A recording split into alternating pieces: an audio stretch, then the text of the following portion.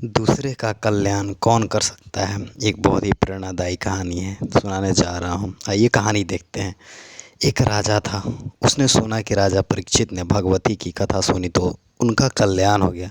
राजा के भी मन में आया कि अगर मैं भी भगवती की कथा सुन लूँ तो मेरा भी कल्याण हो जाएगा। ऐसा विचार करके राजा ने एक पंडित जी से बात की। पंडित जी भागवत सुनाने के लिए तैयार हो गए।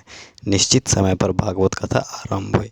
7 दिन बीतने पर कथा समाप्त हुई। दूसरे दिन राजा ने पंडित जी को बुलाया और कहा कि पंडित जी, न तो आपने भागवत सुनाने में कोई कमी रखी, न मैंने सुनने में कोई कमी रखी, फिर भागवत सुनने पर कोई फ़र्क तो पड़ा नहीं, बात क्या है।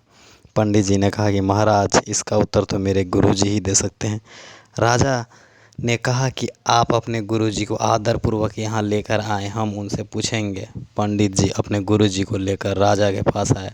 राजा ने अपनी शंका गुरुजी के सामने रखी कि भागवत सुनने पर भी मेरा कल्याण क्यों नहीं हुआ, मन की हलचल क्यों नहीं मिटी। गुरुजी ने राजा से कहा कि थोड़ी देर के लिए मेरे को अपना अधिकार दे दो। राजा ने उनकी बात स्वीकार कर ली। गुरुजी ने आदेश दिया कि राजा और पंडित जी दोनों को बांध दो। राजपुरुषों ने दोनों को बांध दिया। अब गुरुजी ने पंडित जी से कहा कि तुम राजा को खोल दो। पंडित जी बोले कि मैं खुद बंधा हुआ हूँ, फिर राजा को कैसे खोल सकता हूँ। गुरुजी ने राजा से कहा कि तुम पंडित जी को खोल दो। राजा ने भी यही उत्तर दिया कि मैं खुद बंधा हूँ, पंडित जी को कैसे खोलूँ। गुरुजी ने कहा कि महाराज, मैंने आपके प्रश्न का उत्तर दे दिया। राजा ने कहा मैं समझा नहीं।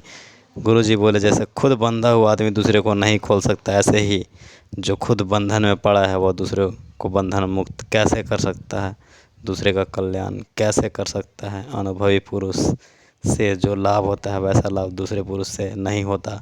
इसलिए अनुभवी पुरुष की वाणी के अनुसार ही अपना जीवन बनाना चाहिए। Thanks friends, please subscribe my channel.